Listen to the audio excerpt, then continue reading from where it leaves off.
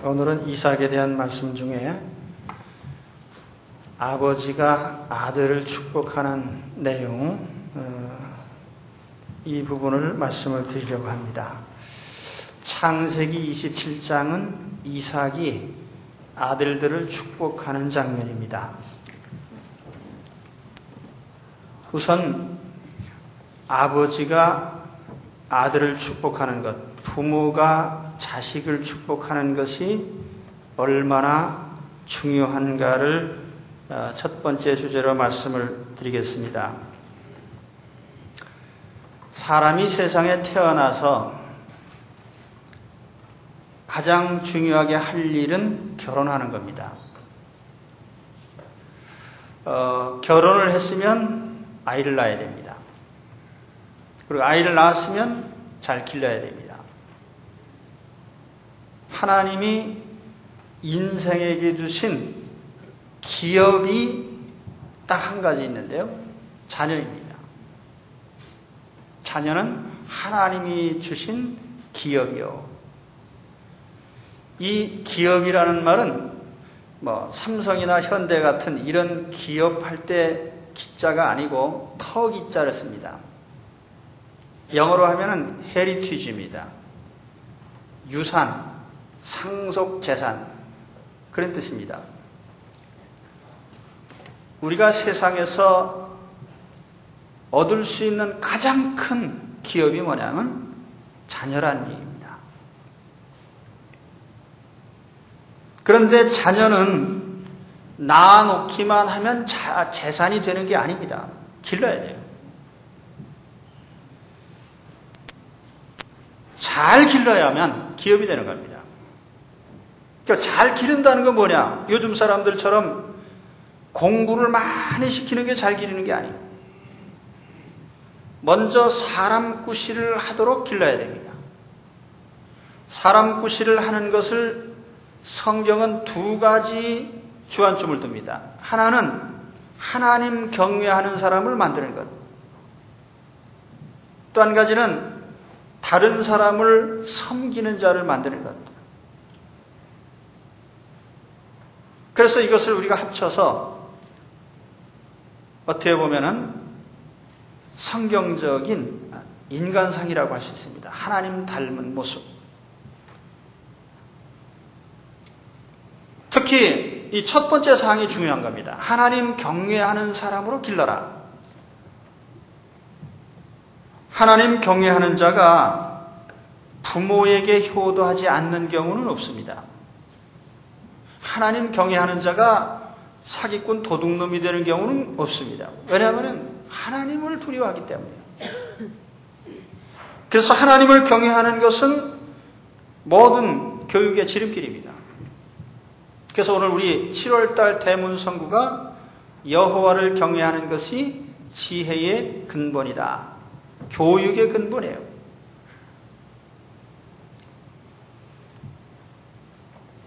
참 신기하게도 제가 성경 내용을 이번 주에 어떤 내용을 할까 하고 이렇게 하는데 하나님께서 이삭의 축복에 대한 말씀을 전하기로 했습니다. 그런데 이것이 7월달 주제하고도 맞아떨어지고 또 제가 7월달부터 이제 매주 반복해서 매월 축복의 몇 가지 주제별로 축복을 하려고 합니다. 매월 첫 주는 부모님을 축복하는 날입니다. 오늘은 부모님을 축복하는 날이에요. 다음 주는 자녀를 축복하는 날이고, 세 번째 주는 아내를 축복하는 날이고, 네 번째 주는 남편을 축복하는 날이고요. 예, 날 잡아서 오시기 바랍니다. 매번 오시면 다 받는 거고요. 그런데 오늘은 좋은 부모가 되는, 어떻게 하면 좋은 부모가 되느냐? 자식을 잘 기르면 좋은 부모가 되는 겁니다. 그런데 성경에 자식을 잘 기르는 방법이 두 가지가 있어요. 다른 건 다 제가 빼겠습니다. 크게 두 가지를 얘기한다면, 첫째는 하나님 말씀을 가르치는 겁니다. 하나님 말씀을 가르쳐야 돼요. 성경을 텍스트로 해서 인생을 교육시켜야 됩니다. 그런데 요즘에 교인들 자녀들 가운데 범죄자가 많아요. 물론 그것도 세상 사람보다는 좀 적지만 그런데도 실망스러운 결과입니다. 주일학교를 10년 다닌 사람이 왜 범죄자가 되느냐? 교회 갔더니 밤낮 내게 강 같은 평화하고 율동만 가리키고요. 성경 내용을 안 가리킨 거예요. 요즘 주일학교 교육이 다 그래요. 아이들이 점점 줄어듭니다. 와야 별로 배울 것도 없고 세상과 특이한 것도 없고 심각한 문제이죠. 하나님의 교회는 말씀을 가르쳐야 됩니다. 그런데 말씀을 가르친다는 것은 지식적으로 신구약성경은 66권이고 무슨 창세기서부터 신명기까지 모세가 지었고 이런 걸 가르치라는 얘기가 아니에요. 그 말씀대로 살도록 하는 겁니다.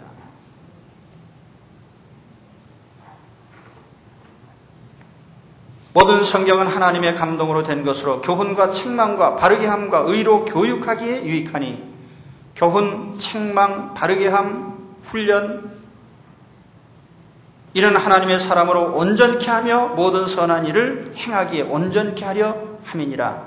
완전한 인간이 되려고 하면 하나님의 말씀으로 교육받으라 이겁니다. 오늘 교회도 책임이 있어요. 교인들을 모으는 데만 주력하고요. 바른 생활을 가르치지 않아요, 교회가. 예수 믿고 천당 가라. 그러면 하면 다 됩니까? 그 교인들의 수준이 형편없어요. 생활은 엉망진창이고요. 목회자들은 마치 백화점 마케팅 하듯이 사람을 모으려는 선전만 하고요. 이 망하는 징조이죠. 그렇게 경영하면 절대로 안 됩니다. 우리가 하나님의 말씀을 삶의 원리로 삼고 그렇게 살도록 만들어주는 것이 자녀들에게 해야 될 교육의 첫째입니다. 오늘은 제가 두 번째 부분을 말씀드리려고 합니다. 두 번째 부분은 뭐냐면 자녀를 위해서 기도하는 겁니다. 그 기도 가운데도 자녀를 축복하는 일이 대단히 중요합니다. 오늘 바로 오늘의 주제가 그겁니다. 자녀를 축복하자. 축복이라는 것은 하나님께 자녀를 위해서 복을 비는 겁니다.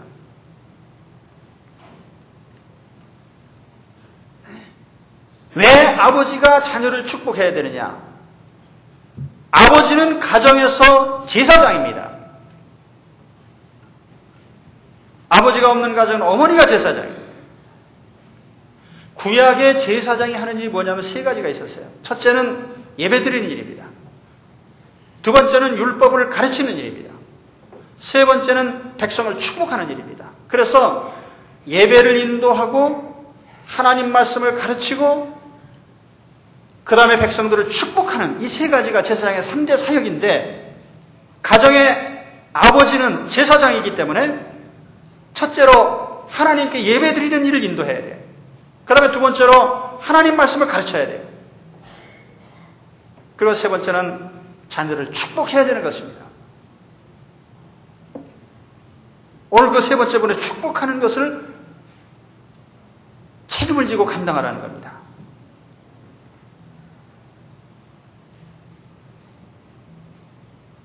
왜 자녀를 위해서 축복을 해야 되느냐면 자식은 부모의 뜻대로 되어지는 대상이 아닙니다. 아무리 내가 공부 잘하라고 해가지고 공부 많이 시켜서 학원을 10개씩 보내도요. 하나님께서 지능을 주시고 깨닫는 능력을 주시지 않으면 공부가 안 되는 겁니다. 아무리 자식을 무슨 운동선수를 만들려고 해도요. 하나님이 건강을 안 주시면 안 되는 거예요. 모든 것이 하나님 손에 있기 때문에 우리가 끊임없이 하나님께 자녀를 위해서 기도하고 축복하지 않으면 안 되는 것입니다. 오늘 이삭이 자기 아들에게 축복을 합니다. 27절에서 29절까지 말씀해 보면은 내 아들의 향취는 여호와의 복 주신 자의 밭의 향취로다. 하나님은 하늘의 이슬과 땅의 기름짐이며 풍성한 곡식과 포도주로 내게 주시기를 원하노라. 이런 말씀을 읽을 때는요, 아멘 하고 화답을 하십시오.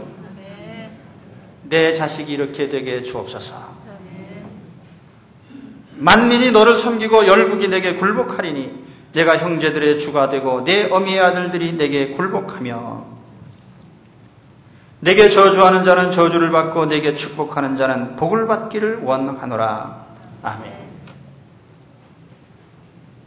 축복을 해도요, 멋있는 말로 축복을 해야 돼요. 예, 내용도 좋고. 우리가 가정에서 자녀를 축복할 때도요, 조건이 갖춰져 있습니다. 축복의 내용이 좋아야 돼요. 축복의 절차가 또 중요합니다. 다시 말하면 이것은 예배 의전이 필요하다는 거예요. 그 점에 대해서는 다시 말씀드리겠습니다. 그리고 또 한 가지는 바른 언어를 사용하라는 거예요. 자, 이삭은 자기 아들을 축복할 때 물질적인 축복을 했습니다. 또 지위와 권세에 대한 축복도 했습니다. 그리고 영권에 대해서도, 영적 권세에 대해서도 내 자식이 영권 있는 축복의 능력을 가진 자녀가 되게 하옵소서. 그렇게 기도했습니다.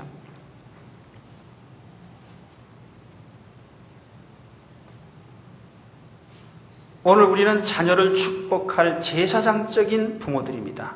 그렇기 때문에 끊임없이 자녀들을 축복해야 되는데 그 축복을 아무렇게나 하지 말고요. 격식을 갖춰서요. 제가 가정예배 교환을 나눠드리고 가정예배를 이렇게 드리십시오 하고 말씀드린 이유가 있습니다. 그리고 그 절차를 통해서 하나님이 전하신 말씀을 전하고 하나님이 명령하신 대로 자녀들을 위해서 축복을 해야 돼요. 그래서 여러분 지금까지 안 하셨다면 이제부터는 자녀들을 정기적으로 모아서요. 같이 예배드리고 예배드린 후에 자식들 머리 위에 손을 얹고 축복을 하시기 바랍니다. 왜 이렇게 하느냐 그러면 하나님이 하라고 하셨으니까 하는 겁니다. 또 그동안 왜 안 했느냐? 그동안에는 내가 몰라서 못했다. 그럼 이제부터는 어떻게 해야 됩니다.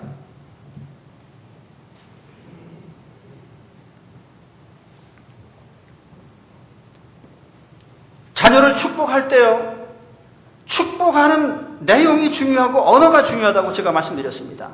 부모는요, 자식들에게 함부로 말하면 안 됩니다. 자식이 내 자식이라고 해가지고 이 말 저 말 그냥 되는 대로 막 하고 화난다고 욕하고 그러면 안 돼요. 제가 어렸을 때 저 어느 동네 지방에 가서 살았는데 그 동네 엄마들은 왜 그렇게 욕을 많이 하는지 몰라요. 그래가지고 자기 자식 뭐 조금 잘못하면 이 연병할 놈아, 이 육실할 놈아, 땀을 낼 놈아, 피려먹을 놈아. 제가 그거를 처음엔 무식해서 몰랐는데 나중에 문자를 풀어봤어요. 연병할 놈이 뭔가, 이 장티푸스 걸릴 놈아, 육실할 놈아. 그게 뭐냐면 시체를 6토막 낼 놈아, 이 피려먹을 놈아. 이게 뭐냐면 넌 거지가 될 놈이다. 그런 뜻이거든요.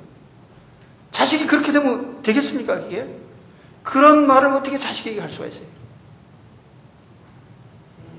저도 집에서 가끔 제 집사람한테 그런 얘기를 합니다. 아무리 화가 나도요, 자식에게 절대로 욕을 하지 마라. 뭐 욕을 한다는 얘기가 아니에요. 그리고 실수를 했으면 실수로 받아들이고 인격 모독은 하지 말라는 거예요.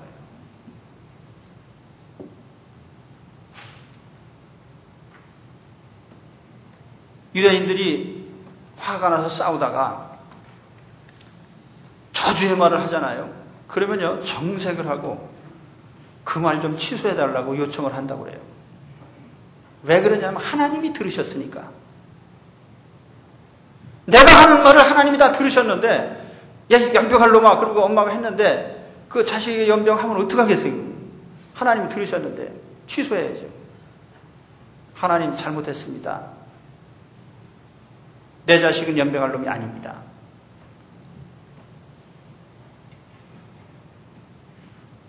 사람은 입의 열매로 인하여 복록에 족하며 입에 열매가 있어요.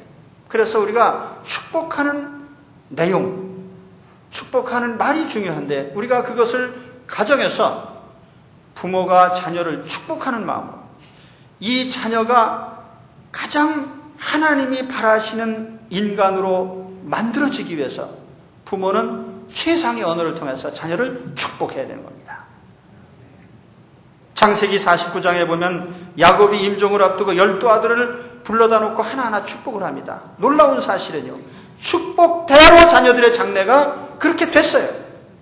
그래서 부모의 축복은 자녀들의 장래를 결정하는 비전입니다. 그렇기 때문에 그 축복이 중요한 거예요.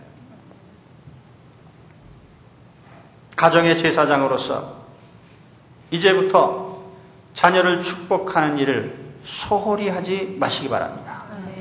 그 사명을 감당하시기 바랍니다. 그리고 오늘 설교 아무리 제가 많이 길게 해도 소용없어요. 그걸 안 하면은 말짱할 것이죠. 그러니까 오늘 이 말씀 들으신 여러분, 자녀를 위해서 반드시 의전을 갖추고 축복을 하시길 바랍니다. 저도 가정예배 드릴 때마다 축복을, 손을 얹고 축복을 매번 하지는 못합니다. 그래도 제가 생각이 나서 하나님 앞에 했습니다. 하나님, 평소에는 제가 아이들의 일 있을 때마다 손을 얹고 기도하지만 가정예배 드릴 때 내가 아이들에게 손을 얹고 축복을 별로 하지 못한 것에 대해서 제가 회개를 했습니다. 하나님, 내가 하나님 명령을 따라서 축복하겠습니다. 그래서 우리 아이들이 다 큰 다음에 요즘 아버지가 좀 전에 안 하던 스타일로 하신다라고 생각할지 모르지만 그래도 순종합니다. 예배 드리자. 그러면 나와서 예배 드리고 기도해 주겠다. 그럼 머리 숙이고 기도를 받고. 하나님이 부모에게 그 정도의 권세를 주신 걸 믿으셔야 됩니다. 그런 권세를 가진 부모는 자식을 잘 기를 수 있단 말이에요. 그 다음에 두 번째로는 부모의 영적인 안목이 열려져야 됩니다. 오늘 내용은 전체가 다 그런 내용이에요. 이삭이 잘못 알고 축복했더라. 잘못 알고 축복했는데 제대로 축복했어요. 왜냐하면 하나님께서 그렇게 섭리하셔서 그렇게 됐습니다. 그러나 이삭의 입장에서 보면은 100% 속아서 축복한 겁니다. 대상을 잘못 알고 축복한 거예요. 오늘 내용을 보면 일이 참 뒤죽박죽입니다. 그 스토리를 조금 다시 설명해 드리면은 이삭이 나이가 들어가지고 눈이 안 보입니다. 그래서 이제 죽을 날도 가까운 것 같고 그래가지고 큰아들한테, 야, 내가 이제 죽을 때도 다 됐으니까 내가 너에게 축복을 해야 되겠다. 그러니 너는 저기 가서 네가 좋아하는 사냥을 해서 고기를 잡아다가 요리를 잘해서 내게로 가져와라.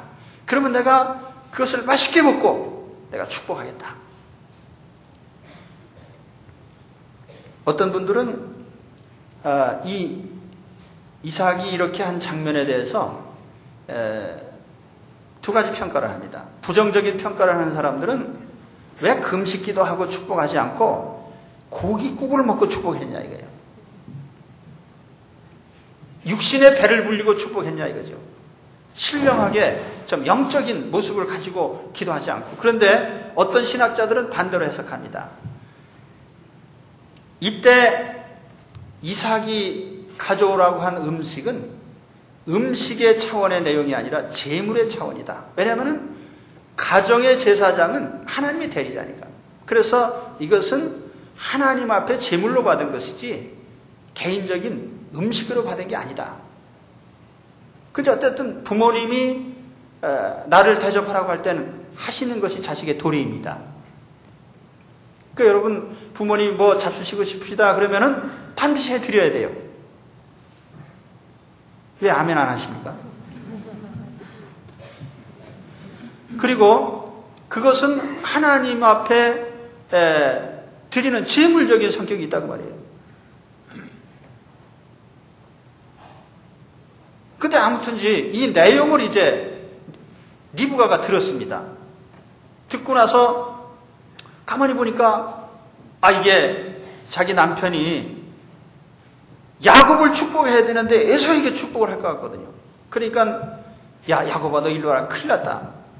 너 빨리 가서 저 염소 새끼 한 마리 잡아다가 빨리 가지고 와라. 그럼 내가 요리를 해가지고 내게 주겠다. 그럼 네가 아버지한테 가져가서 내가 에서입니다. 저를 축복해 주십시오. 그렇게 얘기를 하라는 거예요. 그러니까 야곱이 생각해 보니까 이거는 큰일 날 일이거든요. 왜냐하면 어떻게 하나님의 축복을 거짓말로 받을 수가 있어요. 그래서 야곱이 두려운 마음에 주저했습니다. 아니 그러면 혹시 아버지가 내가 야곱인 줄 알아채시면 나를 축복은커녕 저주를 할 겁니다. 그랬더니 리브가가 너는 가만히 있어라. 내가 다 책임지겠다. 그래서 염소를 잡아왔어요. 잡아왔더니 리브가가 맛있게 요리를 해가지고 이제 야곱이 자기 아버지한테로 들고 갑니다. 근데 변장을 해야 될 거 아니에요. 아버지가 눈은 안 보이지만 냄새를 맡을 수 있고 또 만지면 알 수 있기 때문에 그래서 또 형 냄새가 나게 해야 되니까 형이 입던 옷을 또 입었어요. 옷도 입고 그 다음에 형은 털이 많은 사람이라 만져보면 아니까 그래서 이 손이랑 목덜미에다가 염소털을 또 갖다 붙였어요. 그리고 아버지한테 가가지고 아버지 누구냐? 제가 아버지의 큰아들 에서입니다. 아니 이렇게 벌써 잡아왔냐? 하나님께서 순적히 사냥을 하게 하셔서 왔습니다. 이상하단 말이에요. 아버지가 생각할 때 목소리가 야곱 목소리예요. 그래서 어떤 랍비의 해석을 보니까 야곱이 양심 있는 사람이라 다 거짓말을 못하고 한 가지는 진짜로 했는데 자기 목소리를 냈다 이겁니다. 진짜인지 가짜인지 모르겠고요. 아무튼 또 한 가지 수상한 것은 에서는 사냥꾼이고 불신자입니다. 그러니까 하나님이라는 이름을 불러본 적이 없는 사람인데 사냥 어떻게 했냐 그랬더니 하나님께서 잡게 해주셨다는 거예요. 이상한데 그래서 아버지가 일로 와봐. 진짜인지 내가 한번 진짜 검토해봐야 되겠다. 그래서 냄새도 맡고 만지고 그러니까 이게 야곱 같기도 하고 에서 같기도 하지만 지가 에서라고 하니까 그러니까 축복하겠다. 그리고 축복을 했습니다. 그러면 이삭이 속은 게 누구 잘못입니까? 속인 사람 잘못입니까? 속은 사람이 잘못입니까? 저는 세상 살면서 그런 이치에 대해서 생각을 많이 해봐. 세상에 사기꾼이 많아요. 그런데 사기꾼한테 속은 사람이 잘못입니까? 사기꾼이 잘못입니까? 제가 정확한 계산을 했어요. 사기꾼의 잘못은 49%고 속은 사람의 잘못은 51%예요. 주주총회 하면 결정이 어떻게 납니까? 속은 사람 잘못이죠. 분별력이 없는 것이 자기가 책임질 일인 것입니다. 분별력이 없다. 저도 사기꾼한테 당한 적이 있는데요. 분별력 없는 것이 죄예요.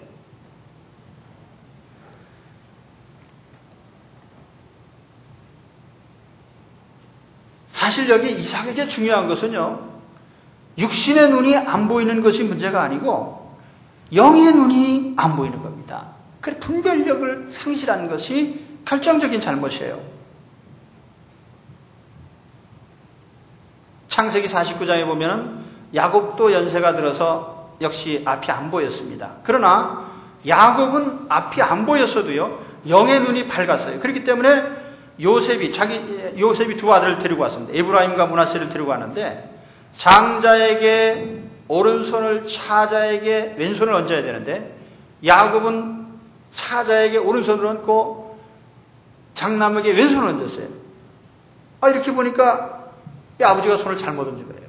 그래서 바꿔놨습니다. 그랬더니 야곱이 나도 안다. 하나님이 이렇게 하라고 하셨다. 영적인 분별력이 있었던 것 같습니다. 여러분 육신의 눈이 어두워도요. 영의 눈을 뜨셔야 됩니다. 그래야 좋은 부모가 돼서 자식을 제대로 축복할 수 있는 거예요. 그렇지 않으면 잘못 축복하는 겁니다. 본문에 보십시오. 야곱이 축복을 받고 난 후에 에서가 돌아왔어요. 그래서 사냥한 고기를 가지고 열심히 요리를 해서 아버지한테로 갖고 왔습니다. 아버지, 너 누구냐? 예, 제가 아버지의 장자 에서입니다. 방금 그럼 축복받고 간 건 누구냐? 그랬더니 에서가 그 자리에 주저앉았어요. 야곱이라는 놈이 또 아버지를 속였군요. 근데 그때요, 오늘 말씀에 보면은 아주 중요한 귀절이 나오는데, 이삭이 심히 크게 떨며, 33절에 그렇게 되어 있습니다. 심히 크게 떨며. 근데 심히 크게 떨며라는 이 귀절을요, 표준 세번역에 보면은 크게 충격을 받고 부들부들 떨면서 이렇게 말을 했습니다. 충격을 받고 부들부들 떨었어, 이삭이. 자기가 야곱한테 속은 것 때문에 부들부들 떤 게 아니에요. 하나님의 뜻을 모르고 잘못 축복할 뻔한 겁니다. 사실은 창세기 25장에 보면은 야곱과 에서는 쌍둥이고 어머니 뱃속에 있을 때 하나님께서 예언을 해주셨습니다. 내 뱃속에 두 아들이 있구나. 큰 자가 작은 자를 섬기게 될 것이다.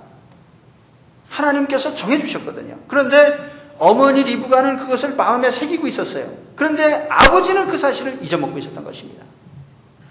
그냥 아버지는 그 아들 둘 보면서 그냥 큰아들이 좋은 거예요. 왜냐하면 큰아들은 참 남자답고 씩씩하고 사냥 좋아하고 기질도 좋고 대인관계도 좋고 참 원만하고 다 좋은 거예요. 그러니까 너는 역시 우리 집 상속자다.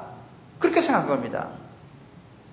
그 야곱은 어떤 사람이냐? 야곱은 잔꾀를 부리고 어머니만 쫓아다니고 또 여성적이고 어떻게 보면은 아버지한테는 안 맞는 거예요.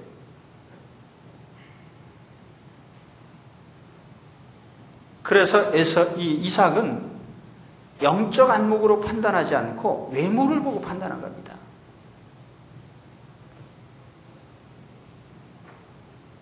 부모가 영적 분별력이 없을 때 어떻게 됩니까? 큰일 나는 거예요. 하나님의 뜻을 모르고 잘못된 축복을 할 수가 있습니다.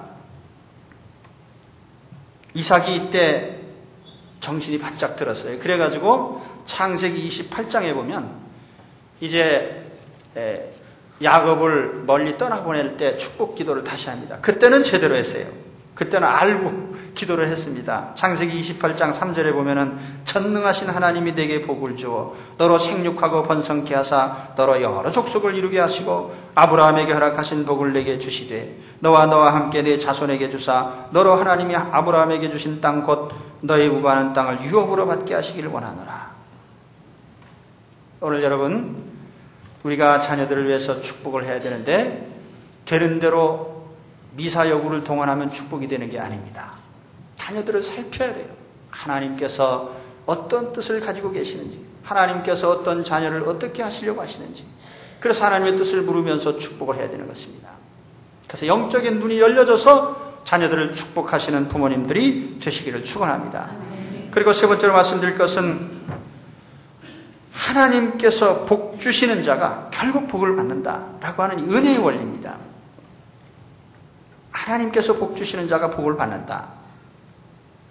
창세기 27장을 요약해서 말씀드린다면 이삭과 리브가와 에서와 야곱이 축복으로 뒤죽박죽 되었을 때 하나님께서는 여전히 복 주실 자에게 복을 주셨더라. 그런 내용입니다. 사람이 잘못 알고 했든 어떻게 했든 하나님께서는 하나님 계획대로 야곱을 축복하신 거예요. 이게 놀라운 섭리 아닙니까? 사람이 실수를 하고 잘못을 하고 속이고 하는 세상 같아도 하나님은 결국은 복 주실 자를 복 주시고 하나님이 택하실 자를 택하시는 겁니다.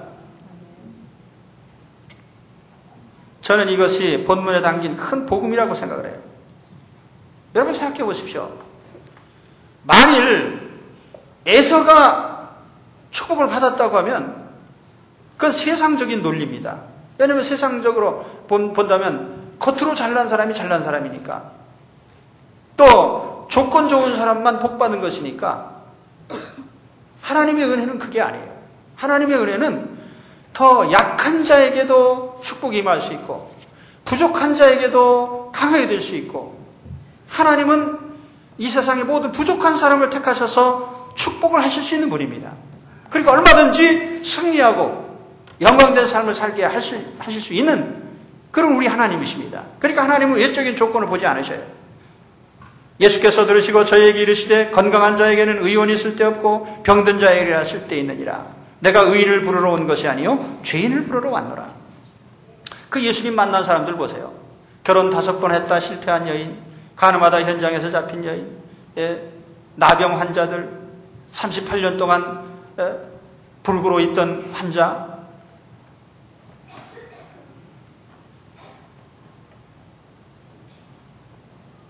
예수님 우편에서 평생 강도질하다가 사형당하는 강도, 이게 다 누굽니까? 예수님이 구원하신 사람들입니다. 그런데 만일 이런 세상 조건이, 자, 우리가 이렇게 가정해 봅시다. 전과자는 절대로 천국에 올 수 없느니라. 그래서 하나님 구원을 안 하신다면 그런 사람에게 구원의 기회가 없겠죠. 그러나 하나님은 부족한 사람에게도 구원의 기회를 주셔요. 어떻게 보면은 성경의 섭리 가운데 보면 하나님께서 이스마엘을 버리고 이삭을 택하시고 에서를 버리고 야곱을 택하시고, 이런 모습 속에서 하나님의 특별하신 은총과 자비를 우리가 보게 되는 겁니다. 여러분, 아버지로서 혹은 어머니로서 자식이 여럿이 있다고 하면은 외적인 조건을 보고 판단해서 결정하지 말라는 거예요. 하나님이 누구를 축복하실지 모르는 거예요.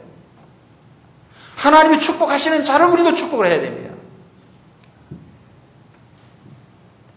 그래서 연세 드신 어르신들이요, 자녀들이 장성하면은 이제 유산도 상속해주고 이렇게 해야 됩니다. 저는 지혜로운 부모님이 되시려고 하면은 미리 상속시켜주지 마십시오. 꼴까닥 할 때까지 갖고 계시다가 단 이제 상속을 하실 때는 공평하게 하셔야 돼요. 자식이 넷이면 4명에게 딱딱딱딱 똑같이, 부모가 인간적인 생각을 가지고 정이 더 간다고 해서 더 주고 그러면은 나중에 형제들이 불화하게 돼요. 형제 우애를 부모가 망치는 겁니다. 가는 사람이야 가면 그만이지만 자식들을 왜 서로 싸우게 만들어요? 지금 그 얘기 하려고 한 게 아닌데요.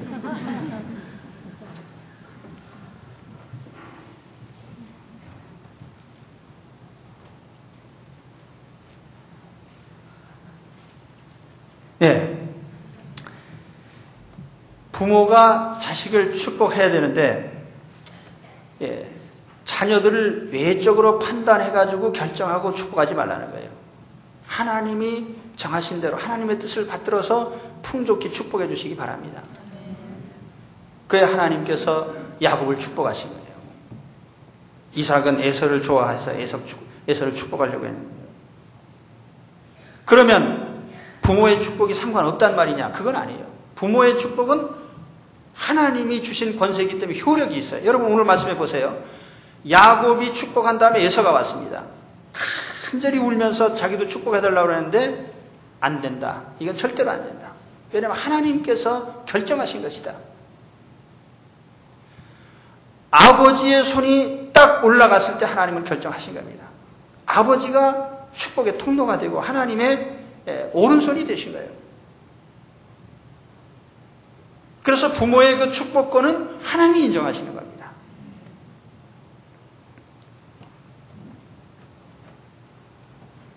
오늘 부모 되신 여러분, 우리는 좋은 부모가 되어야 됩니다.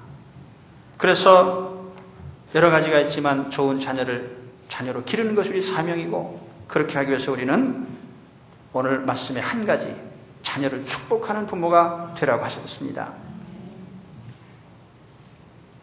여러분, 이제 우리가 자녀들이 컸습니다. 어떤 사람들은 어린 자녀를 가지고 있어요. 어린 자녀를 가진 부모는요, 참 기회가 많습니다. 그러니까 자녀 기를 때 부지런히 자녀들을 위해 축복하십시오. 가정예배 드리고 나서 어린애 놓고 축복 기도를 자꾸 하세요. 그리고 이제 자녀들이 큰 사람은 어떻게 되냐? 컸어도 알아들을만 하니까 오라고 해서 가끔 축복하십시오. 설날 세배 받으시고 세뱃돈만 주지 마시고요. 야, 내가 하나님의 명령을 받들어서 널 축복해야 되겠다. 그리고 이것은요, 믿음이 크고 작고의 문제가 아니에요. 하나님이 주신 권세이기 때문에 우리가 주님을 믿고 경외하는 한 하나님의 명령을 따라서 자녀를 축복하면 되는 겁니다. 야, 어머니는 권사님이고 아버지는 타이틀이 없어요. 그래서 축복할 권세가 없느냐? 그렇지 않다는 거예요. 하나님께서 주신 가정의 권세니까 축복을 하시는데, 제가 참 안타깝게 생각하는 것은 우리가 일주일에 한 번 가정 예배를 드리면서 축복하라고 했는데 바빠서 못 드린다 이거예요.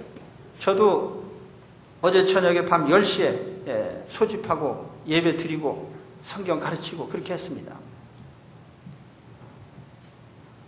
만일 내가 한 번 가정 예배를 드리는 그 순간에 내 자식의 일생이 결정되는 하나님의 중요한 축복의 순간이라면 어떻게 그걸 빼먹을 수가 있겠어요?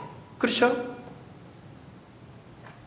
내가 학원 가는 바람에 그날 축복 못 받았네. 이게 큰일 난 일 아니에요. 사실 우리에게 있어서 자녀 교육에서 제일 중요한 것은 인성교육입니다.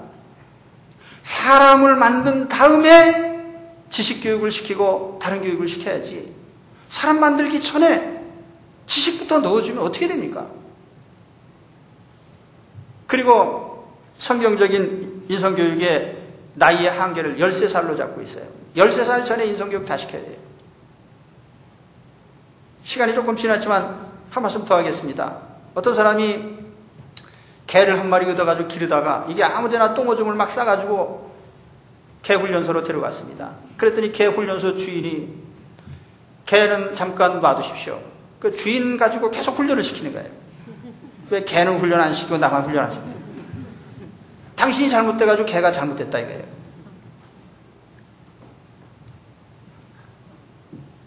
그래서 부모가 아이들한테 밤낮 야 너 학원 가라 이렇게 해놓고 하나님이 제일 중요하지? 그 속으로는 중요하게 뭐가 중요해? 부모는 자기는 세상대로 하면서요. 그래서 우리가 가정 예배 드리는 게 중요해. 그러면 실천해야 됩니다. 이번 주부터 실천하시기 바랍니다. 그래서 이게 내가 한번 축복하는 게 이렇게 중요하구나. 하나님께서 일생을 결정하실 수도 있구나. 그런 생각을 하시면서요. 하나님이 특별히 은혜 주시는 순간을 우리가 왜 그 기회를 빼앗기겠습니까? 그 기회를 만드시기 바랍니다. 자, 오늘 말씀을 다시 한 번만 요약하겠습니다. 자식을 잘 기르는 것은 인간 최대의 사명입니다. 그리고 그와 같은 사명을 받은 부모는 자식을 하나님 말씀을 가르치고 하나님께 기도하면서 길러야 됩니다. 오늘 말씀의 주제는 축복이라고 했습니다. 자녀를 축복 기도를 하면서 늘 길러야 되는데 마치 제사장이 하듯이 부모는 가정의 제사장이기 때문에 자녀를 축복해야 되는데 격식을 갖춰서 축복을 해라. 그리고 또 좋은 하나님께서 주신 참으로 최상의 언어를 통해서 축복을 하라는 겁니다. 그래서 우리의 사랑하는 자녀들이 정말 하나님의 복을 받는 축복받는 자녀들이 되도록 그렇게 기르는 좋은 부모들이 되시기를 축원합니다. 기도하겠습니다.